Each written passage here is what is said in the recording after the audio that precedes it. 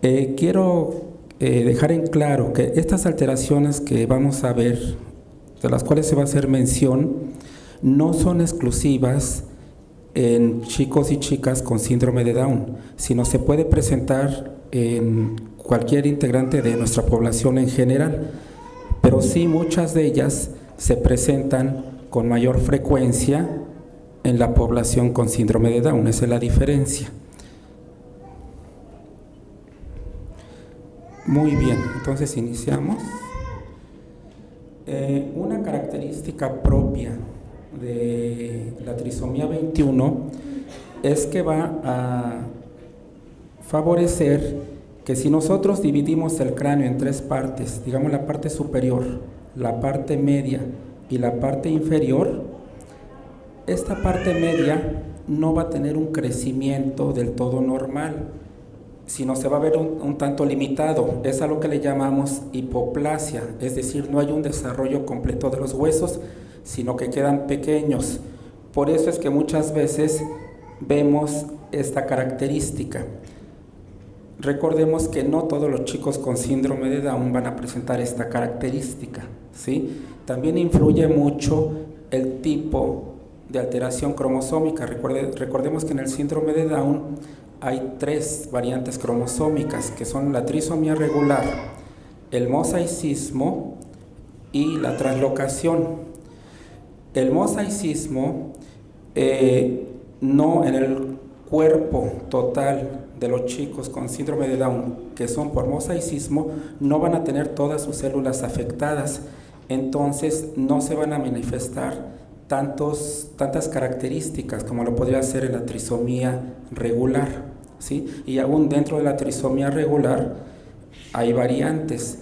Se han manejado que alrededor de 300 signos se pueden presentar en el síndrome de Down. Obviamente, un solo chico o chica con síndrome de Down no quiere decir que presente todos estos síntomas. Algunos los presentarán, otros no, en diverso grado.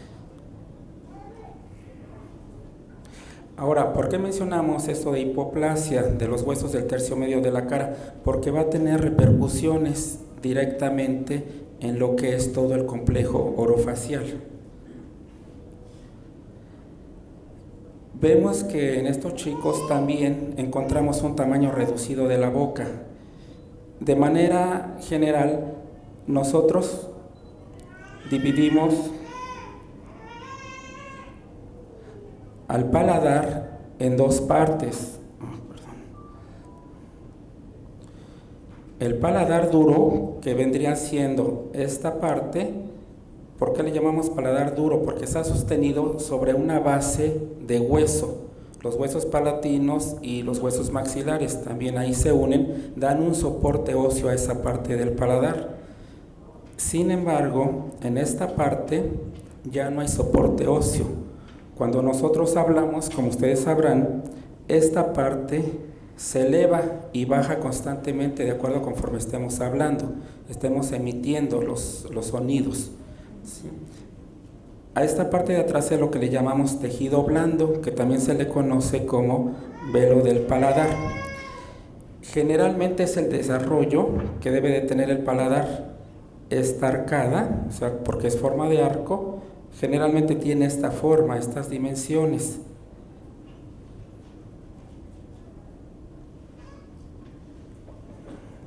En los chicos y chicas con síndrome de Down es característico que encontremos un paladar con esta forma. Podemos ver que es como de forma más triangular. ¿Por qué? Por lo mismo que decíamos que no se desarrollan del todo los huesos, ¿sí?, en el tercio medio de la cara. Vean entonces que en esta parte tenemos como una mayor profundidad y tiene como una forma. Recordemos cómo son los ojales de nuestra camisa, de nuestra blusa, son un tanto alargados, es algo parecido. Por eso es que a este tipo del paladar se le llega a nombrar paladar ojival, ¿sí? O también se le llega a llamar paladar en escalón, porque diera la impresión de que es un escalón. Aquí es como lo tenemos, y la característica forma en V, una V invertida en este caso, ¿sí? Aquí ya lo vemos también, esta hendidura que es el paladar ojival. Ahora bien, ahorita un poco más adelante veremos por qué la importancia de esta situación. En cuanto a la mandíbula, que aquí la localizamos, aquí ya la tenemos de manera individual, también llega a haber disminuido su tamaño.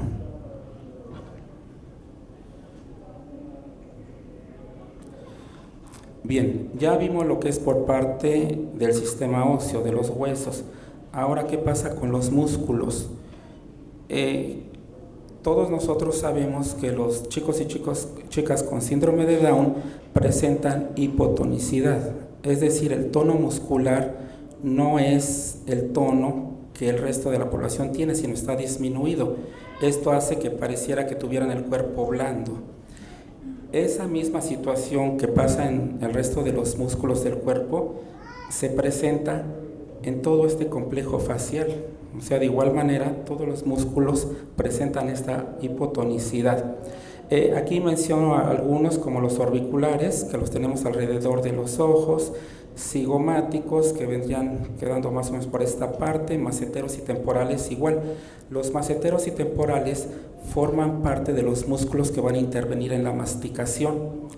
Entonces, al ser esta situación, también a veces la masticación se puede ver alterada. Y bueno, en general, todos los músculos de la expresión facial presentan esta característica de hipotonicidad.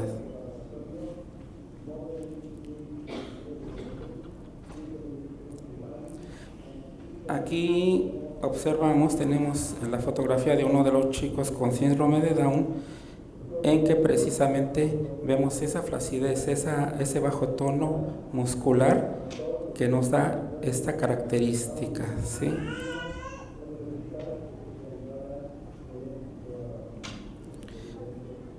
Generalmente, no siempre, como les decía, se llega a presentar el labio superior hipotónico, es decir, estos músculos se encuentran flácidos, se encuentra bajo su tono muscular, y observen la diferencia de un sellado normal de los labios. Aquí como se ve como más agrandado, digamos.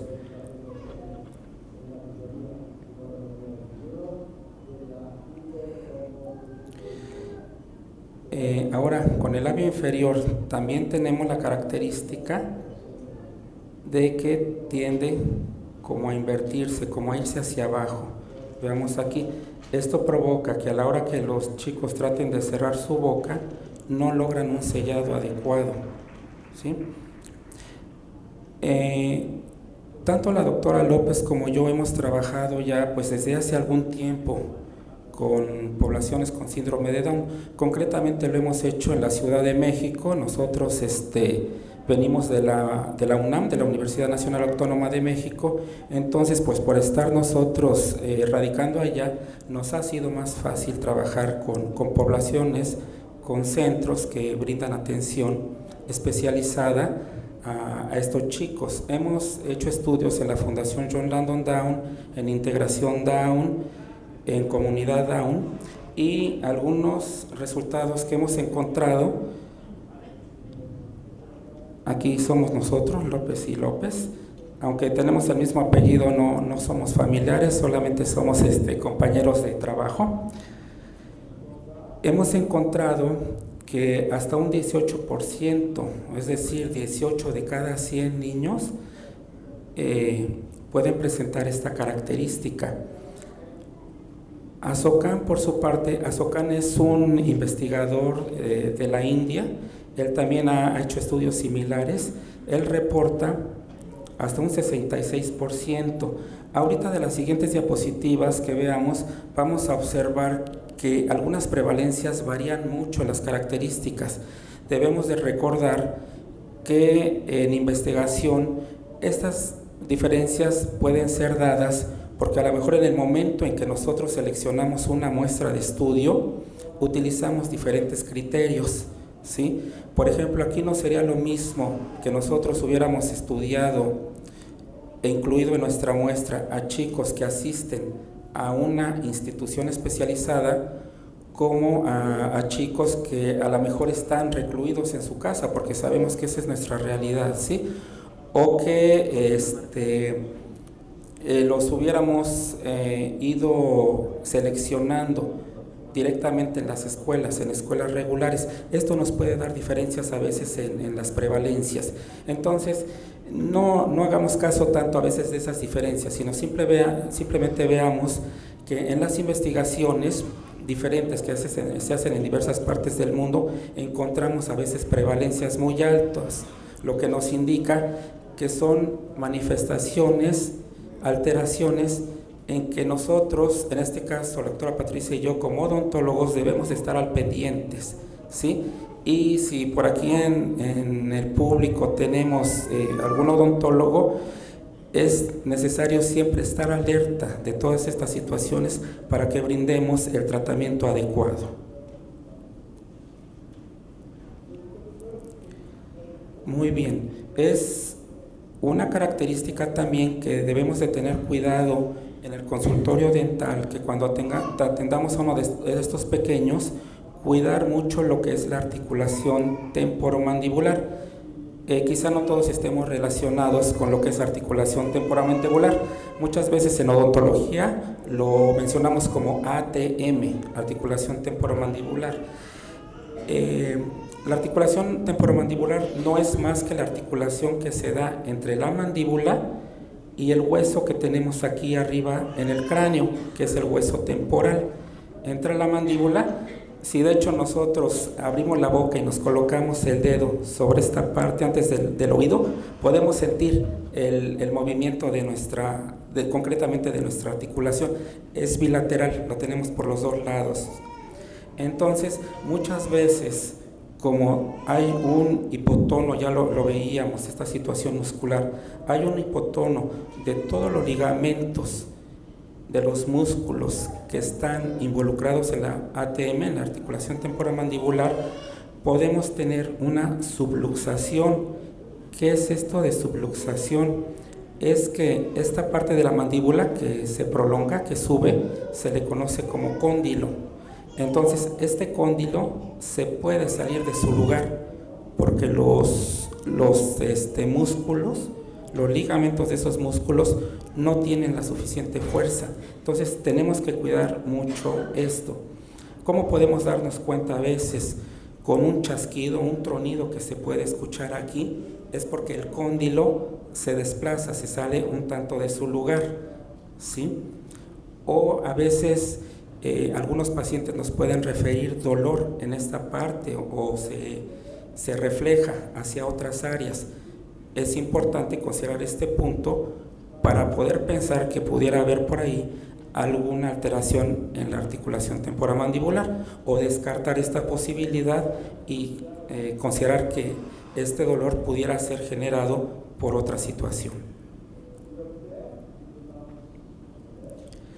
Bien, al principio en las primeras diapositivas veíamos lo que es el paladar blando, donde se encuentra ubicado. Entonces, en ocasiones también nos encontramos que si el paladar blando o velo del paladar se encuentra hipotónico, esto va a provocar una insuficiencia velar. ¿Qué queremos decir con insuficiencia velar? Que el paladar no va a subir adecuadamente en el momento en que nosotros deglutimos, es decir, pasamos saliva o pasamos nuestros alimentos, así como también cuando estamos hablando. El velo del paladar es muy importante en la articulación del habla, es decir, en los fonemas que estemos emitiendo. Si se encuentran presentes algunos logopedas o terapeutas de lenguaje o foniatras, sabrán perfectamente la importancia que tiene el velo paladar en esta situación.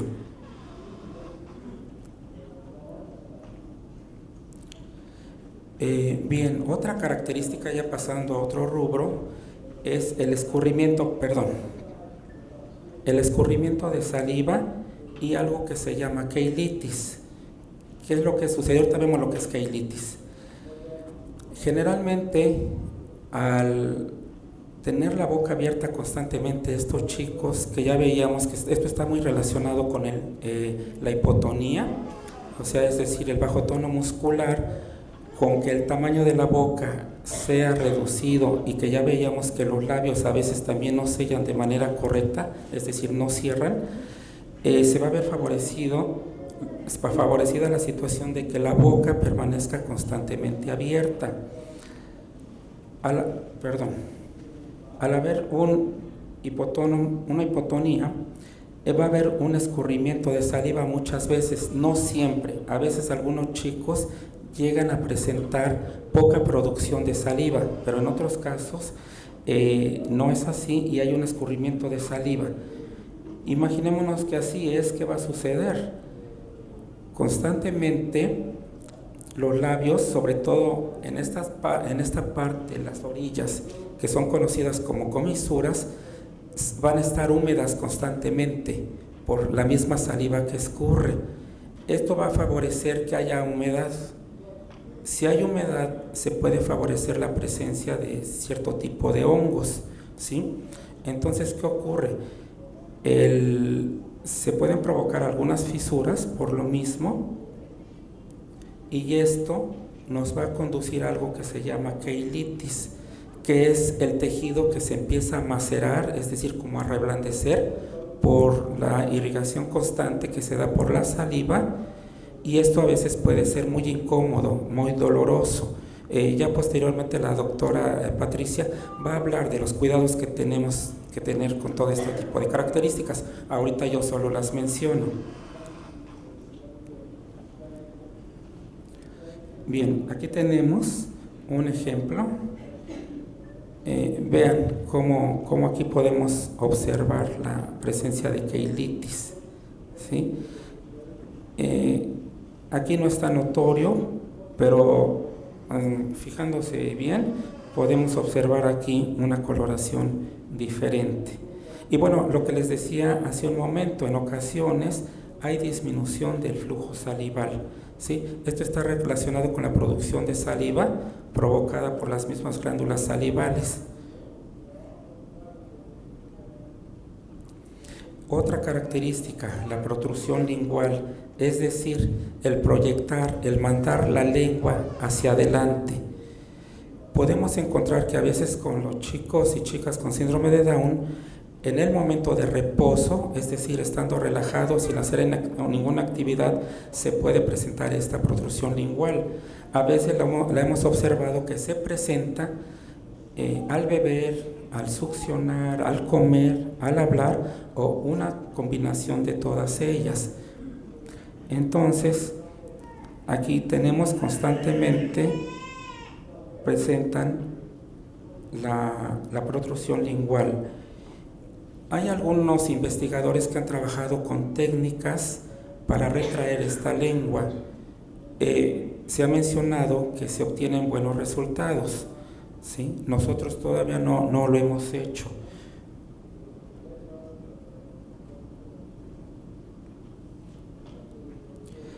Aquí, como ya les comentaba hace rato, tenemos algunos estudios que se han realizado.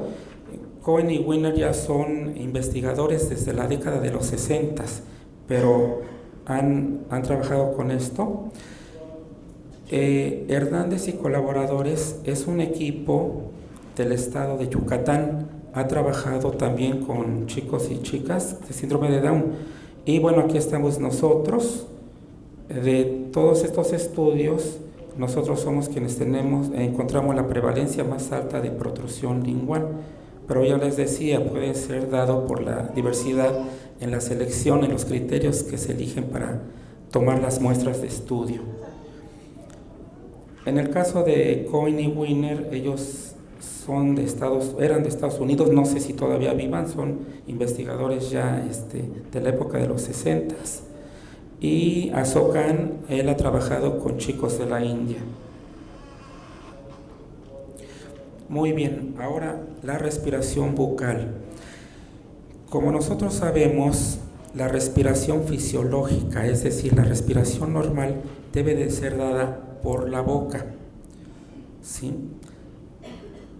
En el caso de estos chicos y chicas, muchas veces, perdón, dije que debe, de manera normal, me equivoqué, sí, debe ser dado por la nariz. En el caso de estos chicos, muchas veces respiran por la boca, o también puede presentarse una respiración mixta, es decir, respiran tanto por la boca como por la nariz, ¿sí? ¿Esto a qué se debe? Esta situación se ve favorecida,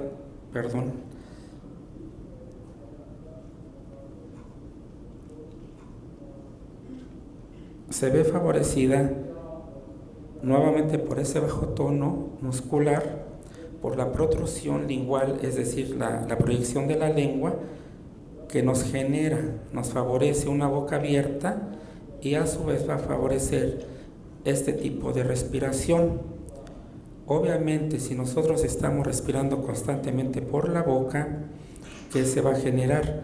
Un mayor número de infecciones respiratorias y resequedad de la mucosa, es decir, de los labios, de la encía, ¿sí? Si a esto aunamos que los chicos y chicas con síndrome de Down generalmente presentan una deficiencia en su sistema inmunológico, es decir, son inmunodeprimidos, es decir, que su sistema inmunológico no reacciona como debería de reaccionar y las infecciones se presentan con mayor frecuencia, debemos de tener mucho cuidado con esta situación.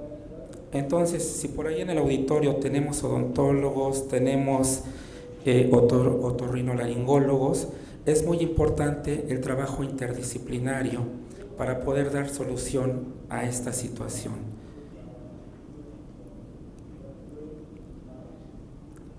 Bien, aquí tenemos algunas imágenes que nos muestran la respiración bucal. Una imagen más. Y bueno, nuevamente tenemos aquí, nosotros encontramos que el 62%, es decir, 62 de cada 100 chicos con síndrome de Down presentaban respiración bucal o mixta. Aquí incluimos a los dos. En cambio, trabajamos con un grupo control, es decir, en este caso fueron con niños, concretamente menores de 15 años. En los chicos del grupo control, o sea que no presentaban síndrome de Down, en ellos solo se veía que el 16% presentaban respiración bucal, o sea que sí podemos ver una diferencia considerable. Aquí aparece con los demás autores en blanco porque Carbanda, por ejemplo, nada más reportó estudios en población que no tenía síndrome de Down, igual Barrios, que es un investigador brasileño, y Borges pues no incluyó un grupo control, solo trabajó con chicos con síndrome de Down. Bien, ahora la macroglosia. ¿Qué significa macroglosia? Sabemos que macro viene de grande, glosia de glosos, lengua. Entonces estamos hablando de una lengua grande, ¿sí? Hace muchos años, no sé, la década de los 40, los 50, quizás los 60, muchos médicos en el consultorio diagnosticaban macroglosia. Decían, los chicos con síndrome de Down presentan una lengua grande, hay que hacer una cirugía. Gran error. No, muchas veces, la mayor parte de las veces no había una macroglosia. Recordemos ahorita lo que hemos estado platicando. Hay una boca pequeña, hay una protrusión lingual, o sea, la lengua se proyecta. Eso a primera vista, ¿qué nos dice? La lengua está grande. No, lo que pasa es que la boca es muy pequeña y la hipotonicidad muscular, recordemos que la lengua es un gran conjunto de músculos, también la lengua se proyecta hacia adelante, pero inmediatamente en aquellos tiempos muchos médicos decían hay que realizar cirugía, es decir, la glosectomía, corte de la lengua. Algunos chicos fueron sometidos a esta situación. Obviamente no había una mala intención, la intención del cirujano era buena, pero no se tenían los conocimientos suficientes. Posteriormente, en la década de los 80, aparece un investigador que es Castillo Morales. Él es de origen argentino, junto con Limbro, que es el de origen alemán. Trabajaron en conjunto, han formado un gran equipo de trabajo y ellos estuvieron observando muchos chicos con síndrome de Down y dijeron, esto no es una macroglosia verdadera, esto es una macroglosia relativa, es decir, parece macroglosia, pero no lo es, ¿sí? Y así ellos le denominaron macroglosia relativa. Por eso es que aquí lo ponemos.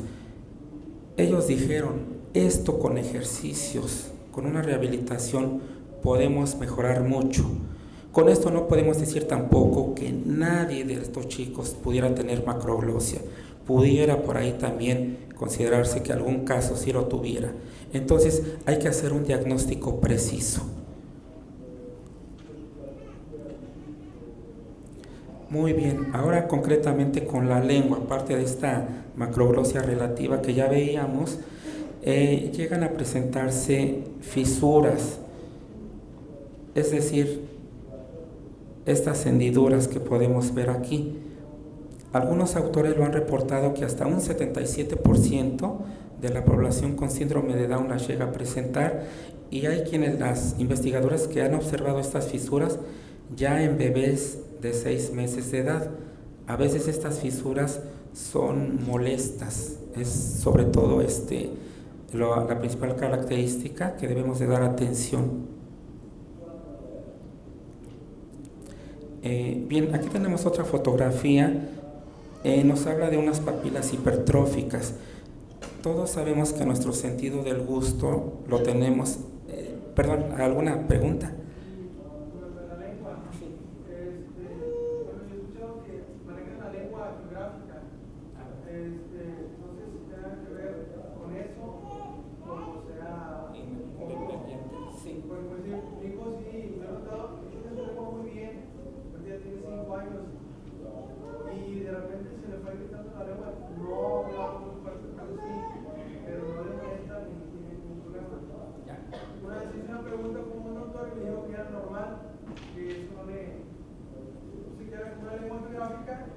Pero está sellada, o sea, no le genera ningún dolor.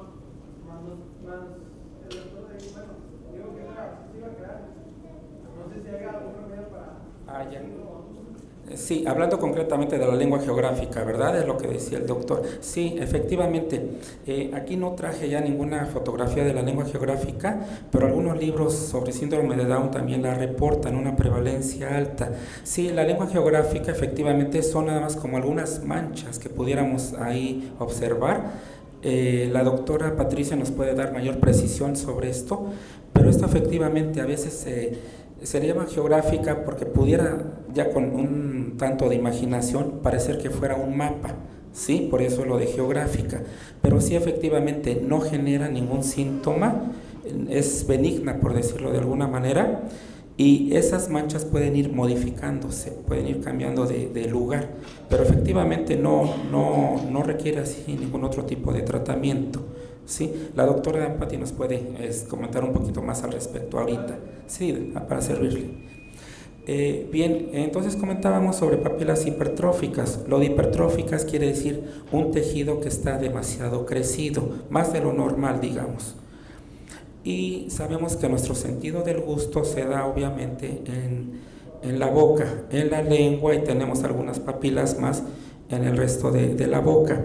Concretamente lo que son las papilas gustativas, es decir, con lo que vamos a detectar el sabor de los alimentos o de algún otro objeto que nos pudiéramos llevar a la boca en algún momento, se ven crecidas, se ven hipertróficas. Algunos autores reportan que ya desde los 4 años de edad han encontrado a veces estas papilas hipertróficas. Otra característica que encontramos es que los dientes, los chicos y chicas con síndrome de Down, tardan en salir. Nosotros en odontología le llamamos erupcionar a la salida de los dientes.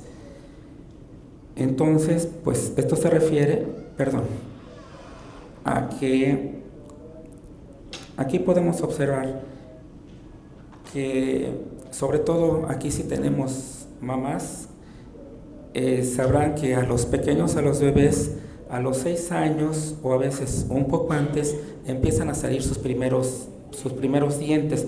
Me voy a regresar a una diapositiva. Me faltaba comentar, ahorita regresamos a la otra.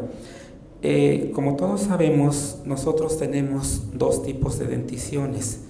La dentición primaria o temporal o dientes primarios, que nosotros le llamamos dientes de leche. No sé si hay aquí en el auditorio visitas de otros países. Nosotros en México tendemos a decirle a los dientes de la dentición primaria de los bebés o de los niños pequeños, dientes de leche. Sí, no sé si en otros países lo conozcan con otro nombre. Aquí los tenemos. Estos dientes son 20 en total, ¿sí? Posteriormente, a la edad de 6 años aproximadamente, empieza a haber cambios, o un poco antes, ¿sí? Empiezan a cambiar primero los incisivos, sale por aquí el primer molar, y de ahí en adelante se siguen sustituyendo, se siguen cambiando los dientes de leche por los dientes permanentes, ¿sí? Entonces, nada más para ubicarnos, es esta diapositiva. Tenemos dentición primaria, 20 dientes. Tenemos dentición permanente, 32 dientes, que a veces también aquí puede haber una variante, porque hay en quienes, algunos de nosotros, aparecen lo que llamamos muelas del juicio o terceros molares. A veces no aparecen, entonces esto nos haría variar un poquito la cantidad. Aquí tenemos lo que son las muelas del juicio o terceros molares. Ahora sí, ya con esta referencia vemos. Aquí tenemos más o menos a la edad que empiezan a erupcionar, a salir los dientes. Esta sería la parte de la mandíbula, los dientes de abajo, y aquí tendríamos los dientes de arriba. Aquí podemos ir viendo cómo van saliendo conforme van pasando los meses. Los bebés van teniendo todos sus dientes presentes en la boca. No tomen tan estricto esto, ¿sí? Puede a veces abarcar un poco más o un poco menos, y tampoco hay ningún problema, ¿sí? Por ahí tenemos a un pequeño, ¿verdad? Aquí, entonces ahí ya veríamos en qué etapa se encuentra de estas. ¿Qué sucede con los chicos con síndrome de Down? Los dientes no aparecen a estas edades, tardan un poco más en salir. Aquí estamos viendo que nosotros esperaríamos que a los 24 meses, es decir, a los 2 años de edad, ya tuviéramos toda la dentición primaria completa, ¿sí? Pero resulta que hay cambios. Hablando de esa dentición completa, no soy muy diestro con el manejo del señalador. Hablando de la dentición primaria, vemos que a veces los dientes comienzan a aparecer entre 6, 5, 7 meses de edad en los chicos sin síndrome de Down. Pero en la población con trisomía 21 vemos que a veces hasta los 9 meses, a veces hasta los 20 meses de edad comienzan a aparecer los dientes. Veíamos que la dentición primaria generalmente en el resto de la población está completa a los 2 años de edad. En estos pequeños lo vemos a veces hasta los 3 o 4 años de edad.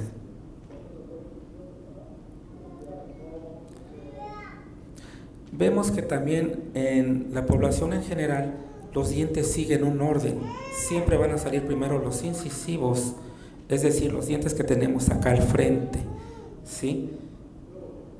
En la población general, incisivos inferiores. Sin embargo, en la población con síndrome de Down pueden seguir un orden muy diferente. Pueden salir primero los molares o muelas, como también les conocemos, o los caninos o colmillos, ¿sí? Pueden ser los primeros en salir, los primeros en erupcionar. Ahora también los últimos dientes de leche o dentición primaria los tenemos generalmente en la población general hasta los 12 años. En cambio, en la población con síndrome de Down pueden permanecer más tiempo. A veces los llegamos a encontrar hasta los 15 años de edad.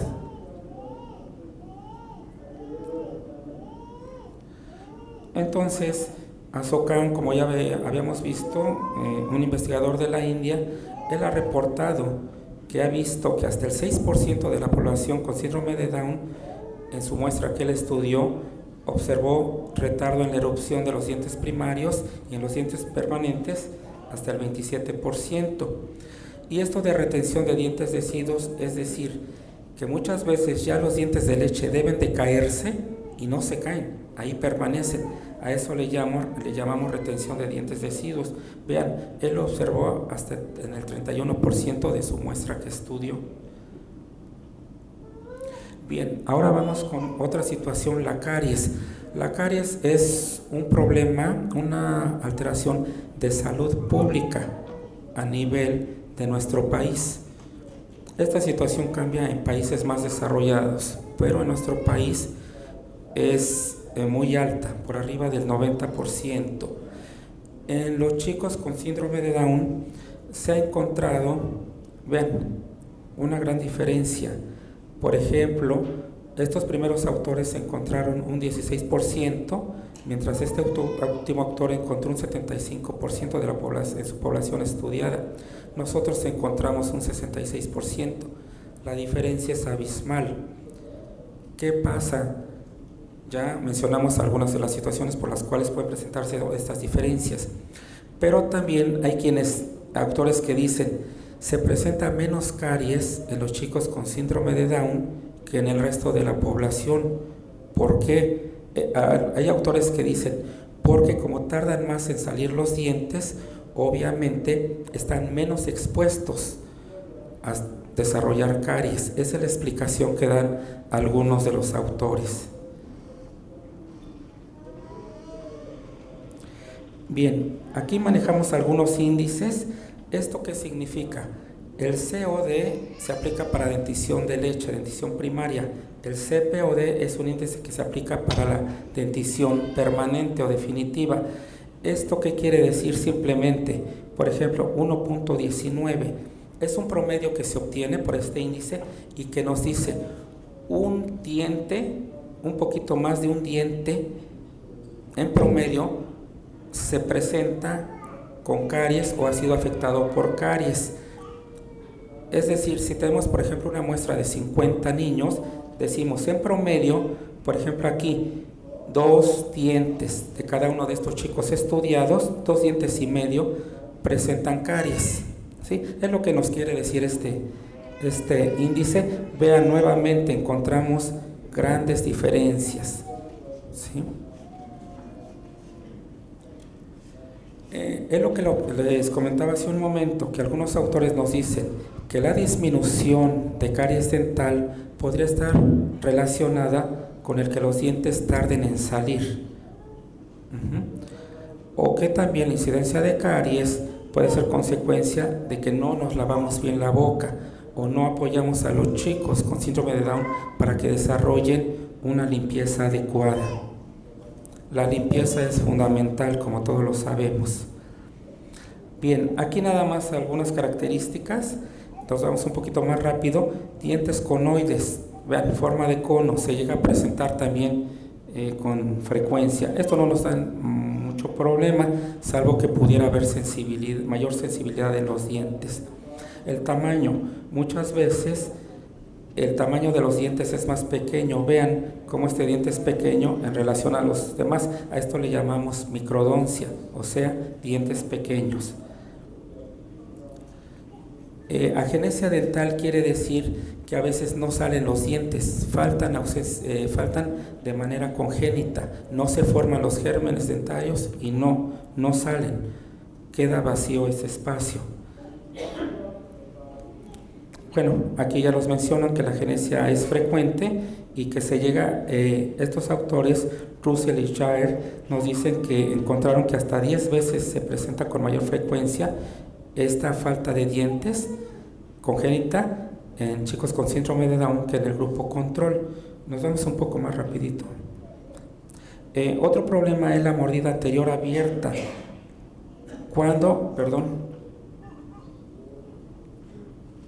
los dientes del frente no hacen contacto, ¿sí?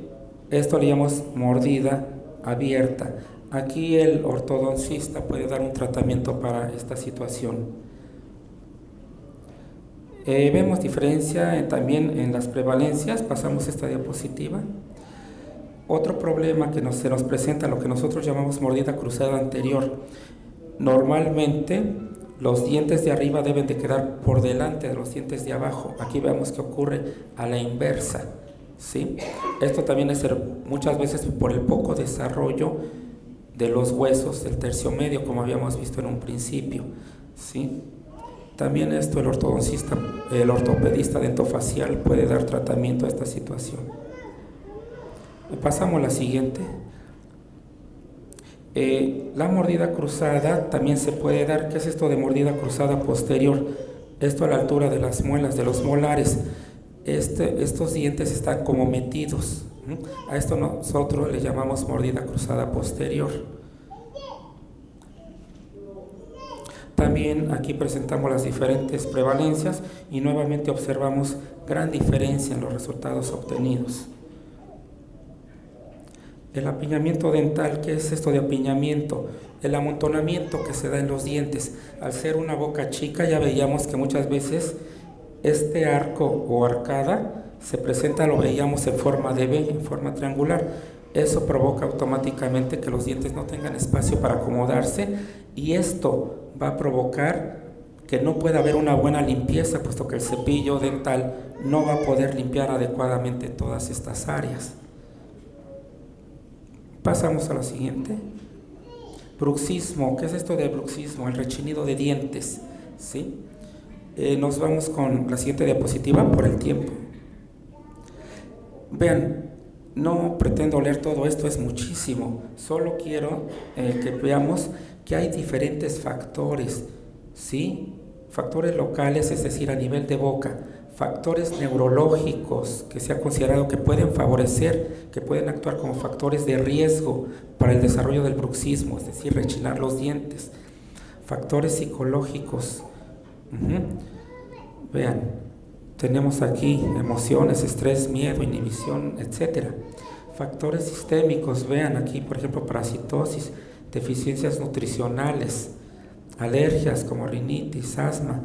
Factores genéticos, es decir, como herencia de padres bruxistas, ¿sí? Son muchos, aún no se logra determinar con precisión por qué se presenta el bruxismo y en todo caso tendríamos que ver cada caso, analizar y dar un diagnóstico preciso o lo más cercano a lo que se puede hacer en cada caso.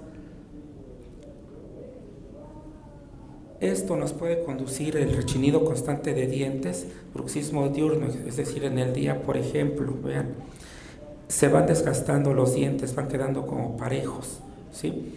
Esto puede provocar que haya, por ejemplo, una mayor sensibilidad de los dientes si el bruxismo es constante, es muy fuerte y el desgaste del tejido de los dientes también. Nos puede provocar también a veces molestias en la ATM, recuerdan, mencionabas al principio, articulación temporomandibular, también puede tener repercusión en esa zona. Nuevamente vemos algunas prevalencias de esta alteración, pasamos a la siguiente. Enfermedad periodontal. Aquí, enfermedad periodontal, ¿qué es? Son dos características o dos anomalías, dos entidades diferentes. Una es la gingivitis y otra es la periodontitis. Vamos a ver qué es cada una de ellas. ¿Por qué se puede presentar la enfermedad periodontal? Ahorita vemos lo que es gingivitis y periodontitis. Una, por factores locales, que son una mala higiene, ¿sí? A quienes son mamás, que veo que por aquí hay mamás presentes con chicos o chicas con síndrome de Down, con bebés, es muy importante la limpieza. De lo contrario, se acumula placa dentobacteriana, es decir, restos de alimentos, células muertas, ¿sí? Y empiezan a entrar en descomposición. Cuando todos estos restos se empiezan a calcificar por el calcio que tenemos propiamente en la saliva, deja de llamarse placa dentobacteriana y surge lo que es el cálculo, ¿sí? Son todos estos restos, células muertas, células descamadas, restos de alimentos, en fin, que se calcifican y quedan ahí, se van como enterrando, como metiendo entre el diente y la encía, ¿sí? Y esto también se ha dicho que algunos factores sistémicos, como la situación de que haya una inmunodepresión, es decir, que el sistema inmunológico en chicos y chicas con síndrome de Down no trabaje al 100%, por decirlo de alguna manera, pueden favorecer, todas estas situaciones pueden favorecer que se desarrolle la enfermedad periodontal. Ahora sí, vamos a ver qué es esto de enfermedad periodontal. Decíamos, hay dos entidades diferentes. Una es la gingivitis. Gingivitis quiere decir inflamación de la encía. Aquí podemos ver una zona localizada de gingivitis, pero en ocasiones no se localiza en una sola zona, se generaliza en toda la boca. Cuando la gingivitis es muy severa, podemos observar que a veces de repente encontramos sangre en la boca. Al estarse haciendo la limpieza, al cualquier objeto tocar la boca, la cuchara, el tenedor o algo, o hasta de manera espontánea, de repente podemos ver que nuestros niños o niñas o los adultos empezamos a sangrar. Puede ser una gingivitis. ¿Qué es la periodontitis? Es la destrucción de los tejidos de soporte del diente, es decir, toda esta zona. Aquí tenemos el corte de una muela, de un molar. Las raíces quedan enclavadas en el hueso. Todo esto rosa es hueso, ¿sí? Al haber una periodontitis, hay una destrucción de toda esta zona, de la parte del cemento que forma la raíz del diente, del hueso, de los ligamentos que están aquí en medio. Toda esta destrucción le llamamos periodontitis, ¿sí? Existen diferentes tipos de periodontitis. No es el propósito aquí de presentar todos los tipos, ¿sí? Pero básicamente les puedo decir que son bacterias, cierto tipo de bacterias que empiezan a destruir todo esto y que se ven favorecidas por la falta de higiene, por la falta de limpieza. Para que haya una periodontitis, primero debió de haber una gingivitis, ¿sí? Forzosamente, se va por etapas. Aunque cabe aclarar que no siempre que haya una gingivitis se va a desarrollar forzosamente la periodontitis. Entonces, básicamente la recomendación, ya la doctora manejará esto, una higiene adecuada, una higiene bucal adecuada, y evitamos este problema. Cuando la periodontitis es muy severa, quizá por ahí habrán llegado ustedes a conocer a alguien que les pueda decir: los dientes se me cayeron solos, se aflojan a tal grado, hay tanta destrucción de los tejidos de soporte que los dientes con un pequeño jalón de los dedos se caen. Son grados severos, no tenemos por qué llegar a esa situación. Bien, es simplemente estadística. Y aquí hemos encontrado que una mayor prevalencia de periodontitis se presenta en la población con síndrome de Down, y que es muchas veces el edentulismo quiere decir pérdida de dientes. Esta pérdida de dientes está asociada con la periodontitis. Y bueno, por mi parte, ha sido un placer, ha sido un honor compartir este espacio con ustedes. Les agradezco verdaderamente que hayan tenido la amabilidad de estar presentes en esta plática. Muchas gracias. Bueno, continuando con esta segunda parte, vamos a ver ahora los cuidados con el doctor Rubén López. Vimos todo lo que eran las investigaciones que hemos realizado, somos un equipo de trabajo, y antes quisiéramos nuevamente agradecer a este maravilloso comité que organizó este magno evento, Tercer Congreso Iberoamericano de Síndrome de Down, y muy en particular al licenciado Coronado por todas las atenciones que ha tenido con nosotros. En verdad estamos sumamente agradecidos por estar aquí, por la invitación a participar con ustedes. Y bueno, voy a irme rápido por los tiempos que tenemos. y al final si quieren alguna pregunta o vamos a dejar nuestro correo, con mucho gusto podemos atenderlos por vía correo, email. Les podemos enviar también los artículos que nosotros hemos publicado en relación a personas con síndrome de Down mexicanos. Y adelante. Bueno, nos enfocaremos a cuidados bucales en personas con síndrome de Down. Perdón, yo soy muy inquieta, entonces a mí estar aquí arriba me voy a caer. Prefiero estar aquí con ustedes. Soy demasiado inquieta, entonces vamos a vernos frente a frente aquí abajo. Somos los dos académicos de la Facultad de Odontología de la Universidad Nacional Autónoma de México y básicamente lo que revisaremos en este momento es importancia de la cavidad bucal. ¿Por qué es importante la boca? Porque cumple con varias funciones, no exclusivamente las que pensamos a veces de poder hablar, sino hay otras funciones también vitales y que a veces no tomamos en cuenta.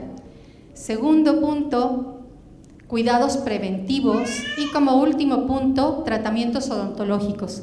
Les vamos a mostrar qué es lo que hacemos nosotros en odontopediatría, en la clínica también de diagnóstico y tratamiento para pacientes con discapacidad, qué es lo que estamos haciendo, tratamientos de ortodoncia, sí se puede hacer en ellos, sí, siempre y cuando tomemos en consideración ciertos lineamientos. Y empezamos con lo que es importancia de la cavidad oral o bucal. Y sabemos que esta cavidad oral o bucal forma parte importante del aparato digestivo, es la primera entrada de los alimentos. Entonces, la boca es este inicio de este aparato digestivo. Como segundo, forma parte del aparato fonoarticulador, tan importante para que nosotros podamos tener una expresión verbal. Esto es en cuanto a cuestiones anatómicas, pero también la boca tiene importancia no solamente en cuestión anatómica, sino en cuestión fisiológica. Y es así que nosotros vamos a ver que forma parte de 3 complejos funcionales vitales para el ser humano.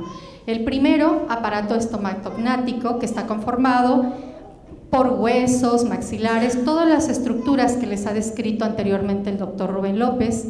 Y estas funciones, estos elementos forman parte de funciones vitales como son deglución, succión, masticación y fonación.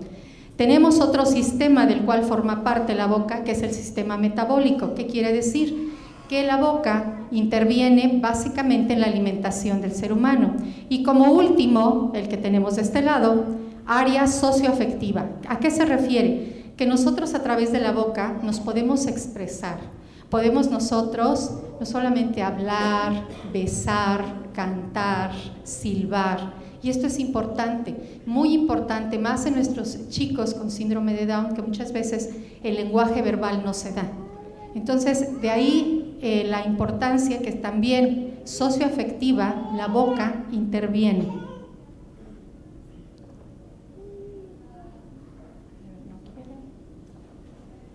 Ok, vamos a ver rápidamente ejemplos de estas funciones. Vamos a ver ejemplos, cómo van a actuar. Si se detiene, ¿le puede pasar, por favor? Si se detuviera, porque creo que está bajando la pila, Yo voy diciendo, si pasa la siguiente.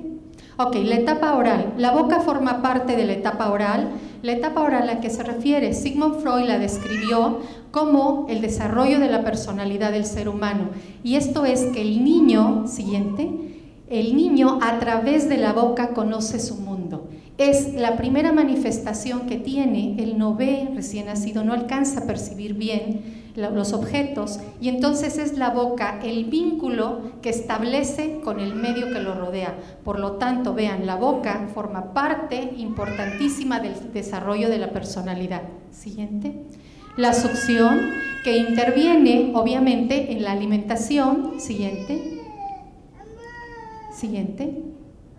Masticación. Básicamente el gradiente, nosotros le llamamos así, el desarrollo de la boca se va a dar desde una succión, deglución, posteriormente masticación y por último fonación.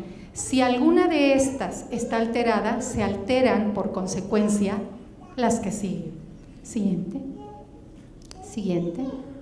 El hablar, fonación, el lenguaje oral, la boca, como sabemos, parte del aparato fonoarticulador, pues importantísima. Siguiente. Siguiente. El besar, el expresar nuestras emociones a través de esta boca. Siguiente. Siguiente. El reír, el poder socializar, qué tan importante es para nosotros que podamos sonreír y que dentro de esta sonrisa observemos algo agradable y estético, sano, agradable para nosotros mismos. Siguiente. Cantar. Aquí quise poner un ejemplo de una pacientita nuestra, dedicado para ustedes. Ella quiso mostrarse con la mejor de sus canciones. Siguiente. Este es el video, le damos doble clic encima. Es Sofía. Ahí estás en sonido.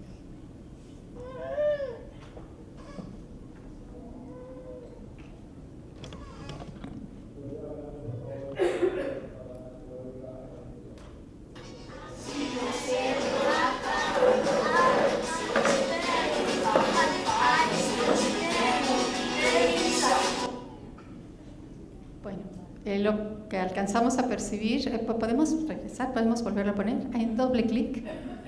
Se preparó mucho para ustedes.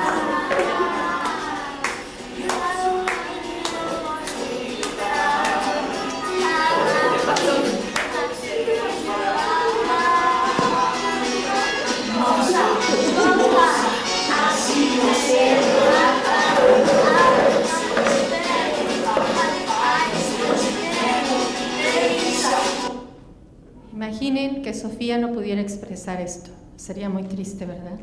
Sin embargo, lo puede hacer como muchos que vamos a ayudar para que lo logren. Siguiente, por favor. Y bueno, desafortunadamente, en algunas ocasiones, algunos de las personas con síndrome de Down se acompañan de algunas otras patologías o alteraciones. Y es aquí donde debemos nosotros, que formamos parte de un equipo multidisciplinario de atención para las personas con síndrome de Down, de esforzarnos más, de hacer que si esta boca, ya vimos todas las funciones tan importantes, que esta boca, en caso de que tengamos alguna otra alteración en nuestro chiquito o chiquita, ¿qué hay que hacer? Pues cuidarla más. Tenemos que redoblar esfuerzos, porque entonces se puede complicar todavía aún más la enfermedad bucal. Siguiente. Y bueno, creo que todos estamos aquí formando parte de este magno congreso para cambiar paradigmas, para cambiar e intercambiar información. ¿Y qué ha pasado en los 30 últimos años en relación a síndrome de Down? Han habido muchísimos cambios, y estos cambios también han llegado al área odontológica. Siguiente. Formamos parte de lo que se llama ahora sociedad de bienestar. El doctor Rafael Fernández Delgado la define como toda aquella acción que permite brindar asistencia sanitaria completa y protección social a los individuos más desfavorecidos con necesidades continuadas. Y nos pide, nos suplica en su artículo, por favor, no permitamos la vuelta atrás, que no cambie lo que se ha conseguido cambiar con tanto sacrificio. Siguiente. ¿Qué factores el doctor establece para que se haya dado esta sociedad de bienestar en la cual estamos viviendo esta época? Bueno, algo muy importante del cual forman ustedes parte, las asociaciones de padres de familia. Estas asociaciones de padres de familia que han estado siempre frente para tratar de que esta calidad de vida de sus hijos se mejore. Y segundo, mejorar la calidad de asistencia médica de la cual formamos parte los odontólogos, y entonces es así como a través de estos dos factores logramos este bienestar para los chicos y chicas con síndrome de Down. Siguiente. Y nosotros básicamente, el doctor Rubén López y yo, hemos formado parte activa desde hace aproximadamente 17 años de dos asociaciones. Adelante Niño Down, una sociedad civil de padres de familia en México, y de Integración Down, un centro educativo para personas con síndrome de Down. Nosotros somos consultores externos que de manera gratuita damos talleres a padres de familia. Ha sido siempre un placer trabajar con padres de familia, porque no solamente nosotros vamos a dar un poquito de conocimiento, sino también lo recibimos. Esa interacción con los padres de familia ha sido decisiva en nuestro desarrollo profesional. Y aquí vemos dentro de uno de los talleres cómo están trabajando padres y madres de familia en relación a ver lo que es salud, lo que estamos trabajando con tipodontos, qué es la enfermedad periodontal, y entonces de una manera, a manera de un taller, se elaboran estos macromodelos y hacemos que la gente forme conciencia de lo que es la salud bucal, y también involucramos a alumnos porque esto es muy importante que unamos esfuerzos, que esto se siga adelante, que yo me sepa muchas cosas y que se queden conmigo y se vayan conmigo de nada sirve, lo tengo que transmitir, y la manera de transmitir para nosotros como académicos es involucrar a los alumnos, que los alumnos sigan con esto que algún día pues nosotros vamos a tener que partir. Siguiente. También aquí quisiera presumirles, nosotros tenemos la 5ª generación egresada del Diplomado en Diagnóstico y Tratamiento para Pacientes con Discapacidad que forma la Facultad de Odontología. Son 5 generaciones en las cuales dentro de su plan de estudios un módulo es competente para síndrome de Down, es decir, entrenamos a odontólogos para que atiendan a personas con síndrome de Down. Siguiente. Y bueno, los invito a que puedan ustedes ver, este ha sido un programa de televisión, se transmitió a través de COAED, UNAM, y tienen ustedes aquí la dirección de Mediacampus, coaedunam.mx, no 3914, y nosotros presentamos este programa de difusión, un programa cultural de difusión para que más odontólogos formen conciencia de la necesidad de atender a personas con discapacidad, específicamente con síndrome de Down. Los invitamos por favor a que ustedes ingresen y nos eleven el rating, llevamos 1,360 visitas en internet. Siguiente. Bueno, a través de este bienestar, ¿qué se ha logrado? Pues se ha logrado algo importante, que se establezcan guías médicas de atención, de las cuales la odontología forma parte. El que nosotros brindemos atención a personas con síndrome de Down ya viene establecido en guías, y se han establecido diferentes guías a través del mundo. Siguiente. Aquí hay algo muy importante que me gustaría comentar de María Cristina Rodríguez Caldero, de la Guía de Atención Primaria para Personas con Síndrome de Down de Junta de Castilla y de León, emitida en el 2013. Ella nos comenta que las personas con síndrome de Down no es que tengan enfermedades diferentes, tienen las mismas enfermedades que podemos tener cualquier otra persona. Aquí el valor radica en un diagnóstico oportuno, porque si nosotros no diagnosticamos y tratamos oportunamente esta enfermedad, se puede presentar de una manera agresiva y determinante. Entonces, ¿qué es que hay que hacer?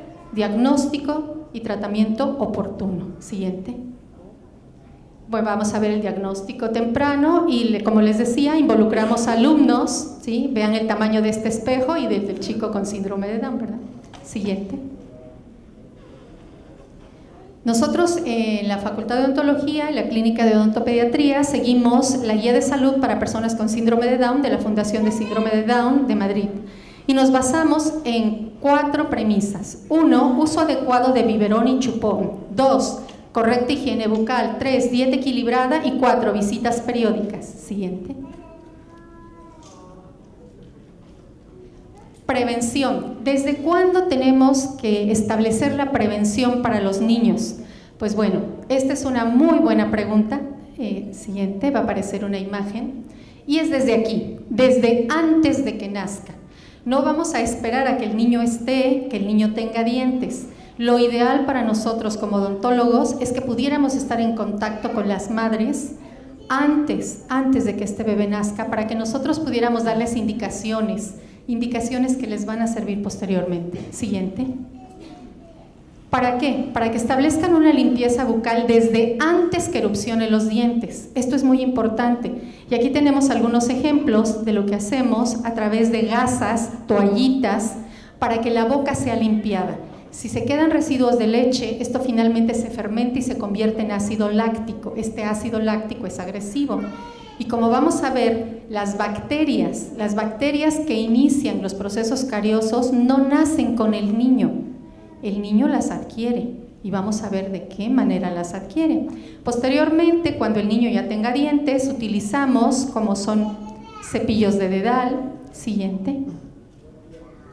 Tenemos aquí en la clínica de odontopediatría una pequeña clínica para síndrome de Down bebés. Bebés con síndrome de Down han sido atendidos desde el mes de vida. Ustedes dirán, bueno, ¿y al mes de vida qué les hacen?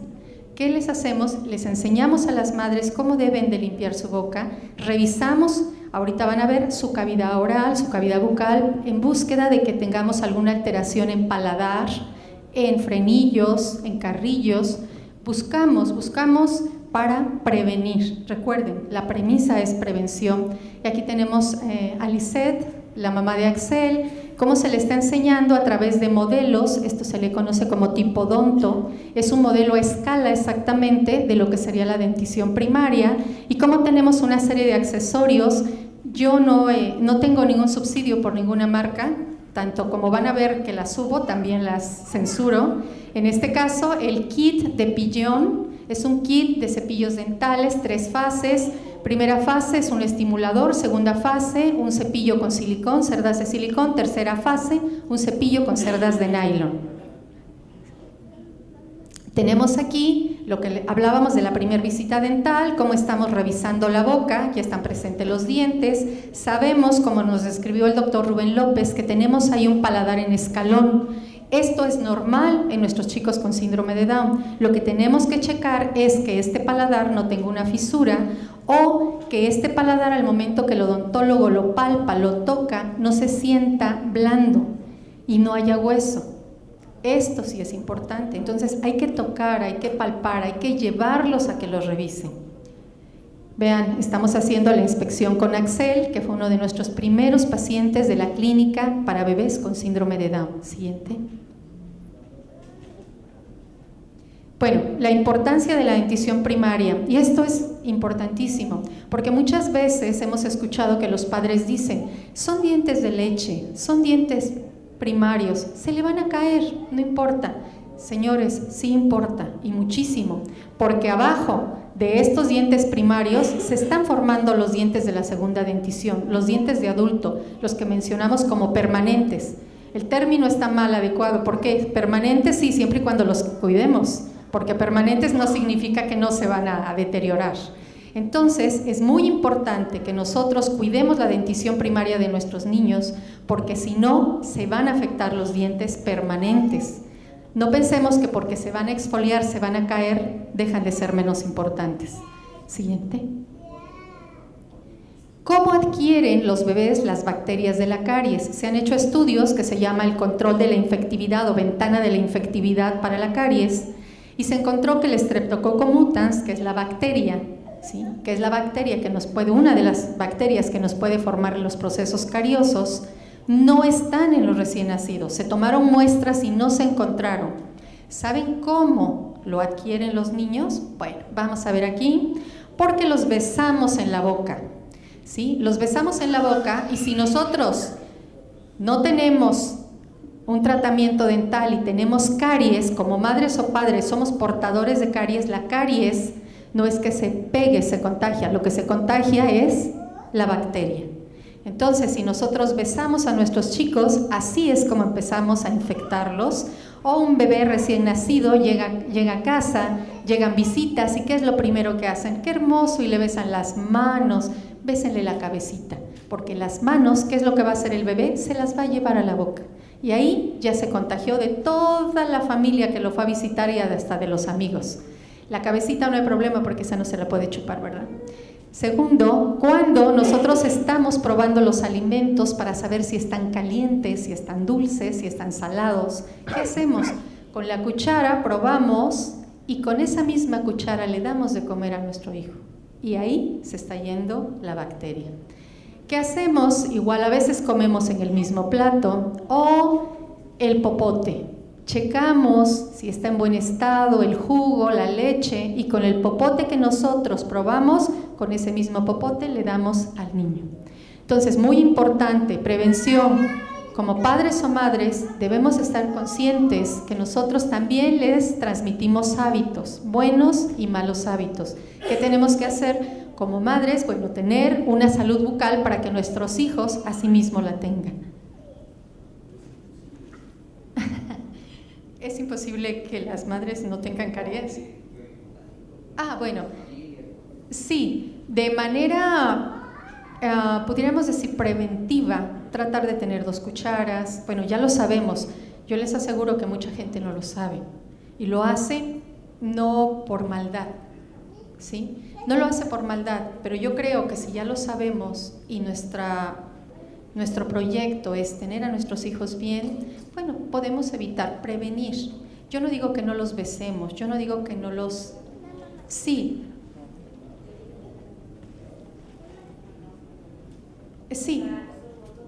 forma un conjunto de hábitos. Yo creo que no es tan imposible. Igual son conductas a seguir. Yo lo que les vengo a ofrecer ahora, pues son tips, son ayudas, cuidados. Finalmente, quienes deciden si lo siguen o no, son ustedes. Siguiente. Ok, uso inadecuado del biberón. El uso inadecuado, ¿por qué? Porque el biberón forma parte muy importante de la alimentación de nuestros hijos, sí, pero es para que el niño se alimente. En el momento que el niño ya tiene dientes, que es capaz de establecer procesos de masticación, el biberón debe de desaparecer, salvo cuestiones que tengamos alteraciones de otro tipo neurológico, que el niño no tenga probabilidad de recibir de otra manera la alimentación, se puede dejar, es permisible. Pero si no, tenemos un gran problema. Por un uso inadecuado de biberón, vean cómo puede quedar esta boca. Sí. ¿Y esto por qué? Porque son carbohidratos fermentables, la leche se queda ahí y aparte no cepillamos, no lavamos. Siguiente. ¿Qué pasa? Se le conoce como caries de la infancia temprana, caries del biberón, caries del chupete, quien recibe diferentes nombres. Finalmente, es una caries rampante, es una caries que arrasa y que sigue un patrón característico. ¿Cuál es? Empieza con los incisivos centrales, los dientes que tenemos al frente, posteriormente empieza a afectar los incisivos laterales. Para una tercera fase se va sobre los molares, esto es en la arcada superior, en la parte superior, en el maxilar. Posteriormente se va a los molares inferiores y por último destruye todos los dientes inferiores. ¿Por qué lleva este patrón? Porque está aquí el biberón y de alguna manera protege a los dientes inferiores. Entonces, si nosotros estamos viendo que nuestro hijo se está presentando caries de esta manera, con esta secuencia, estamos ante una caries por biberón o por alimentación. También puede dar caries por seno materno.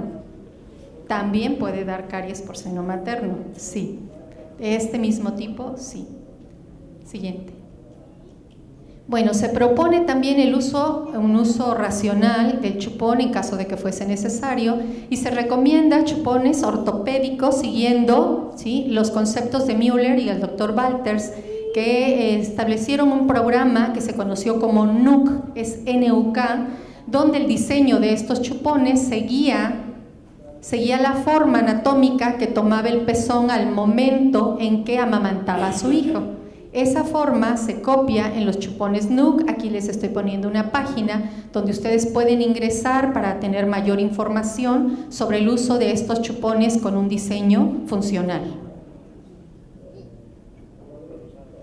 Vemos aquí la comparación entre un chupón tradicional, uno de tetina larga, y un chupón NUC.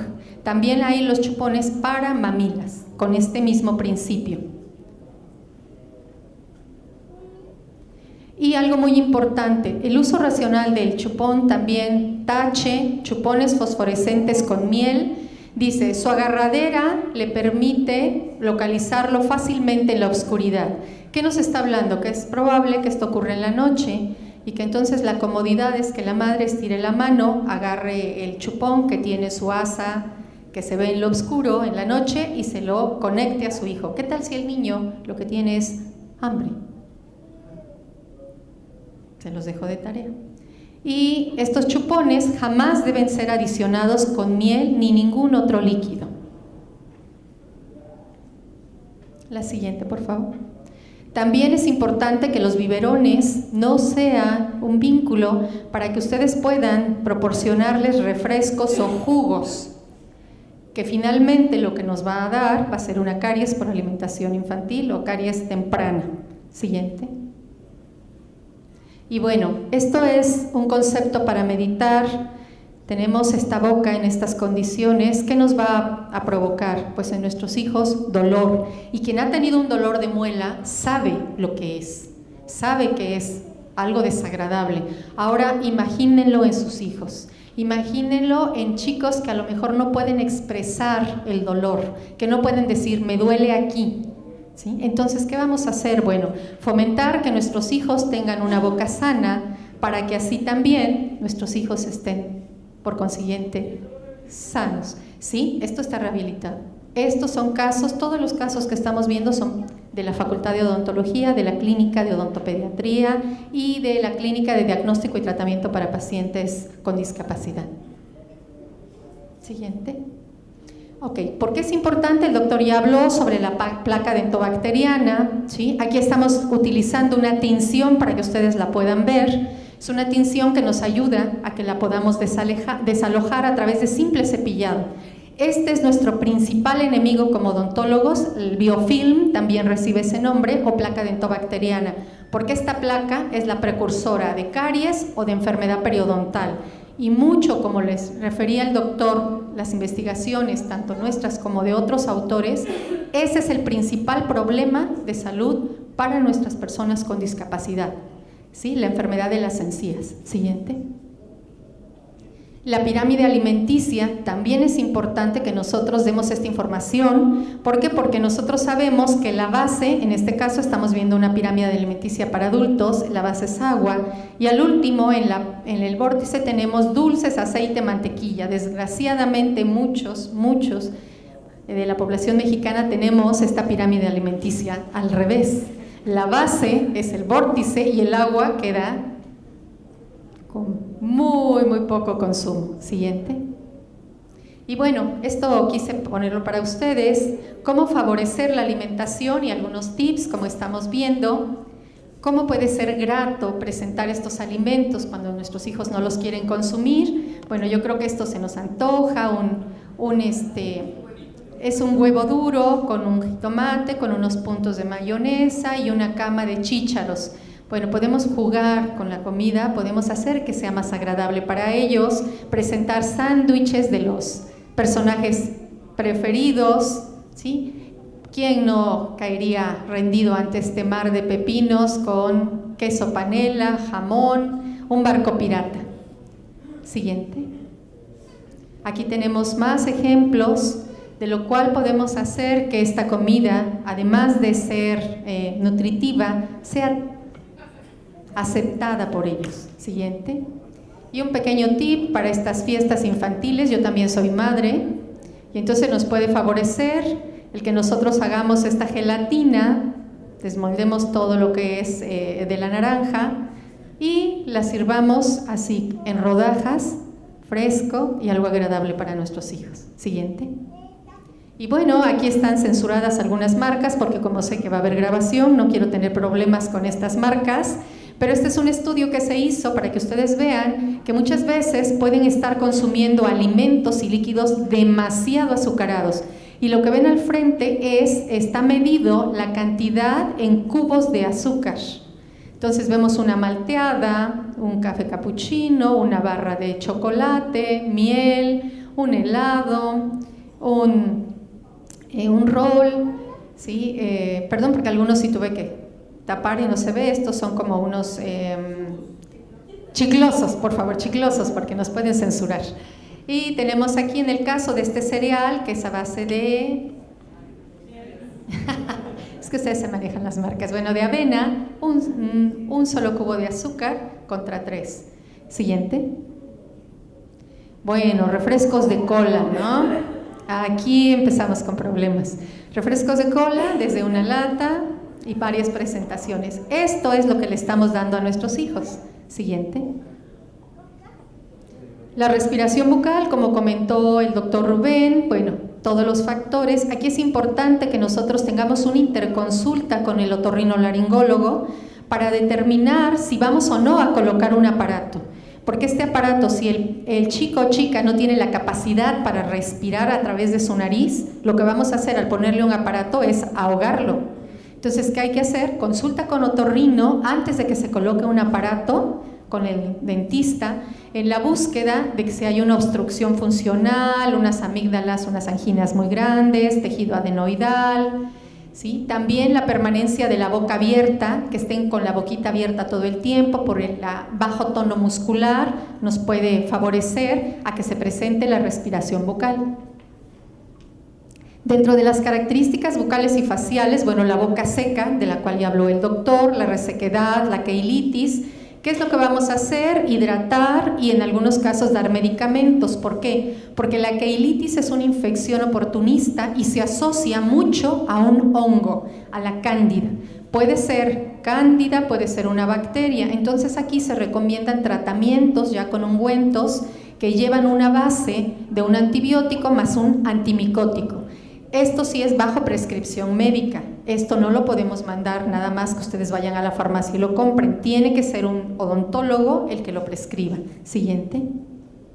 Entonces vemos la textura y lo que hemos observado es que conforme aumenta la edad también aumenta el problema de la xerostomía, de esta resequedad en los labios.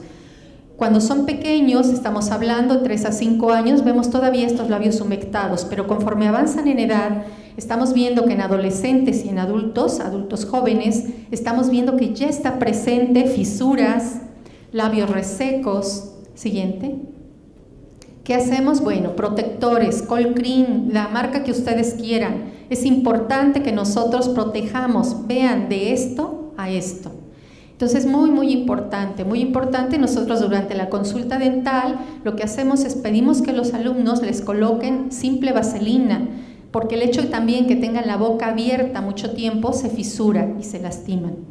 Y hidratarlos, es importante, recuerden la pirámide alimenticia, es muy importante que nuestros chicos estén bien hidratados. Siguiente. Dentro de las características, la hipotonía muscular, pues sabemos que nos afecta en la postura, permanencia de la boca abierta y la proyección lingual, que hace que la lengua salga fuera de la boca. El doctor ya les habló de todos los factores que pueden estar asociados y nosotros lo que hacemos es terapia de estimulación orofacial y van a ver algunos ejemplos en la clínica de lo que hacemos. Siguiente. Entonces, bueno, aquí tenemos una chica de servicio social que está trabajando con nosotros, con Axel y con Lisette, desde unos juguetes, que es un popote, que tiene una base, y esta pelotita de unicel, aquí lo hace la alumna, y ven cómo lo está haciendo Axel, vean cómo está intentando soplar, se le pone una vela, con mucho cuidado obviamente para que no se vaya a quemar, y que sople, aquí se le está dando masajes por parte de su mami, y aquí está intentando hacer con burbujas, ¿sí? Con una agüita con jabón que sople para que formen burbujas. Siguiente. Y bueno, gingivitis. Es muy importante que nuestros hijos, cuando reciban su primer consulta dental, se revise cómo están las encías. Nosotros utilizamos unos instrumentos, como están viendo aquí, es una especie como de una reglita, se llama sonda, y se hacen mediciones. Esto es muy importante, sobre todo como en este caso que estamos ya viendo, esta papila ya está inflamada. Jamás es normal que una persona sangre de las encías. Eso ya nos está hablando que estamos ante un proceso inflamatorio. Entonces, muy importante que dentro de las revisiones que reciban sus hijos con el odontólogo sea la revisión de sus encías a través de estas mediciones de sondaje. Siguiente. Y la enfermedad periodontal ya la inicia como una gingivitis, como una inflamación, y puede terminar en destruir el hueso, destruir y lesionar a la encía. Y es una pena que nuestros adultos con síndrome de Down jóvenes estén edéntulos, que terminen sin dientes por no haber tenido cuidado y prevención. Siguiente. Dentro de las características, la hipoplasia del tercio facial, ya habló también el doctor, sabemos que nos da una cavidad oral más pequeña, mala alineación, es decir, dientes chuecos, ¿Qué es lo que hacemos? Bueno, hacemos ortopedia y ortodoncia. Sí se puede hacer en ellos, por supuesto, pero aquí ustedes juegan un papel importantísimo. Si ustedes no cooperan con nosotros, si ustedes no nos ayudan en que se limpien su boca, si sabemos que de manera regular lo deben hacer, pues con aparatos, la limpieza debe de ser todavía mayor. Y la cooperación del niño. Aquí es muy importante, si el niño no coopera y le colocamos un aparato que le puede lastimar o que él se lo arranque y se lastime, no tiene caso. Preferimos mejor sí ser muy objetivos y ver el riesgo-beneficio del tratamiento que vamos a brindar a nuestro paciente. Siguiente. Y entonces vamos a ver aquí mordida cruzada. Siguiente. Y vamos a ver qué tratamiento se da. Bueno, tenemos tratamientos, se le llaman ortopédicos. Este es un aparato que se le conoce como Hyrax, es un tornillo de expansión. La expansión la hacen ustedes en casa, lleva aquí un aditamento, lleva un agujerito en el cual se coloca una llave. No hay dolor, no se asusten, porque ven este aparato y lo primero es que piensan, ¿le duele? No le duele. Lo que es muy importante es que no se inflame y que cepillen. Si no cepillan, este aparato se quita. Y esto lo que hace es provocar una disyunción. ¿Qué hacemos? Hacemos que el maxilar crezca. Se va haciendo progresivamente, es indoloro, no tengan miedo, no pasa nada, para que posteriormente se coloque este otro aparato que se llama máscara de tracción maxilar. Sé que no se ve muy agradable, generalmente no se le recomienda que la lleve a la escuela, que la use en la noche. Y a través del aparato intraoral, aquí se colocan unas ligas, unos elásticos que están ustedes viendo, y entonces hacemos que esto se genere un tratamiento ortopédico y hacemos que crezca el maxilar. Siguiente. También tenemos para hábitos, este se le llama aparato de Bluegrass, Tucat, y también lo utilizan mucho, ¿sí?, en terapia de lenguaje, para que la lengua haga ejercitación, y lo que hace, lo que están viendo acá, está Sofía dándole vueltas, ¿sí?, a la cuenta, y entonces se ejercita, y esa lengua que se sale, que está afuera, hacemos que la lengua esté adentro y esté jugando. De una manera cómoda, agradable, le damos una terapia. Siguiente.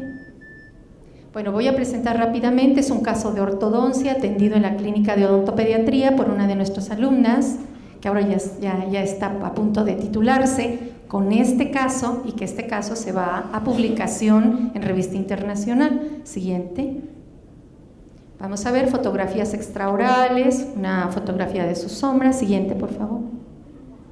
Y vemos aquí fotografía intraoral de frente, maxilar superior, mandíbula, lado izquierdo, lado derecho, frente y cómo está. Lo que este pacientito tiene es que se le llama transposición, es decir, el canino nació en lugar del lateral y el lateral en lugar de canino.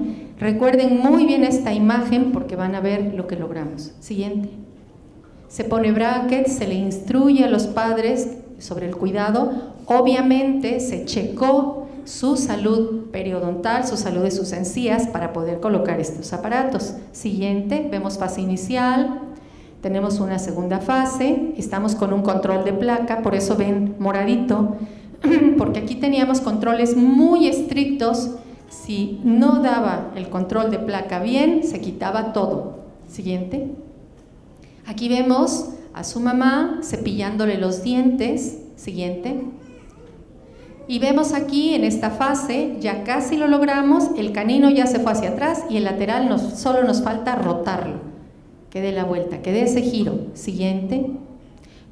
Aquí tenemos finalmente el caso terminado, canino en su lugar, lateral en su lugar. Esta es una placa de retención y todo esto se logró gracias a un buen equipo, papás, paciente y odontólogo. Siguiente.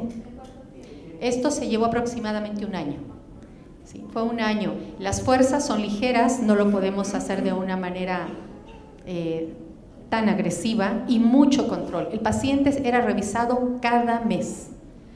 Dentro de las características, lo que estamos viendo, lo que habló el doctor, la cronología y secuencia, tenemos alteración en cuanto a la exfoliación, y esto es algo muy común que observemos, que se presenten, estamos viendo marcadas con letras la dentición primaria y con números la dentición secundaria. Esto es que tiene tanto presentes los dientes de leche como los dientes de adulto, y esto no es algo normal. ¿Qué tenemos que hacer? Bueno, desafortunadamente recurrir a extracciones. Siguiente.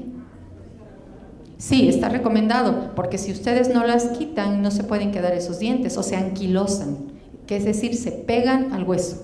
Entonces, hay que quitarlos, se tiene que llevar al odontólogo, tomar radiografía para ver el largo de esta raíz, porque puede ser que esta raíz, aunque es un diente de leche, no se desbarata. Siguiente. Bueno, el anterior era cuando tenemos ausencias congénitas. Aquí tenemos un caso que utilizamos una prótesis fija, es un adulto con síndrome de Down que se utilizó una prótesis fija y aquí tiene una férula. Siguiente. Alteraciones, como había hablado el doctor, el bruxismo. Aquí también tenemos interconsulta en algunos casos con neurólogo. Es importante no solamente colocarles guardas, sino saber cada uno, no son recetas de cocina, cada paciente es único e individual. Siguiente. La prevención en consulta. Siguiente. Sí, tenemos ya futuros odontólogos. Siguiente, este es un producto nuevo, Recaldent, la anterior. Recaldent es un medicamento que dentro de sus componentes tiene fosfopéptido, amorfo de caseína y fosfato de calcio. Entonces no se vende, salvo receta, o en depósitos dentales. Y esto debe ser prescrito por el odontólogo. Siguiente. Tenemos algunos barnices. Siguiente. Todo esto es en consulta dental, no es para que ustedes lo apliquen en casa. Esto lo tiene que aplicar el odontólogo. Barnices de fluoruro, Fluor Protector, Mark Varnish. Tenemos pastas. Siguiente. Y esta es para terminar, la técnica TRA, es una técnica restaurativa atraumática. ¿Qué quiere decir? Que no utilizamos la clásica fresado, la fresita, el torno, sí, siempre y cuando lo llevemos a tiempo. Lo llevemos a tiempo y solamente tengamos afectación de esmalte y dentina, y entonces lo que se hace a través de aparatos manuales, se retira la caries y se colocan materiales intermedios, de restauración intermedia, como son ionómeros de vidrio que liberan flúor. Siguiente. Y entonces este es el arsenal, y esto es muy importante porque nosotros sabemos que muchos de nuestros chicos son respiradores bucales y nosotros en consulta tenemos que colocarles algo que se llama un arco y un dique de hule. Entonces esto es para aislar, pero con ellos es un problema porque respiran por la boca. Entonces una opción muy conveniente, muy práctica, es esta técnica restaurativa traumática, donde lo podemos hacer a través de rollos de algodón y con materiales, con instrumental, no rotatorio, sino manual, como cucharitas que vamos quitando este tejido, sí, siempre y cuando lo lleven a tiempo. Si ya no llegó a tiempo, ya la técnica restaurativa traumática ya no va a funcionar. Siguiente. Atraumática, TRA se le conoce. Aquí están viendo unos ejemplos, cómo se va haciendo a través de dibujos, gráfica. La siguiente. Cómo se espatula, se prepara el cemento, el ionómero de vidrio, que es lo que utilizamos, y ahorita hay una gran innovación y investigación en estos materiales restaurativos de ionómeros de vidrio, una gran avance que puede ser aplicado, pero perfectamente en nuestros pacientes. Siguiente. Pon el video, por favor. Con esto vamos a finalizar.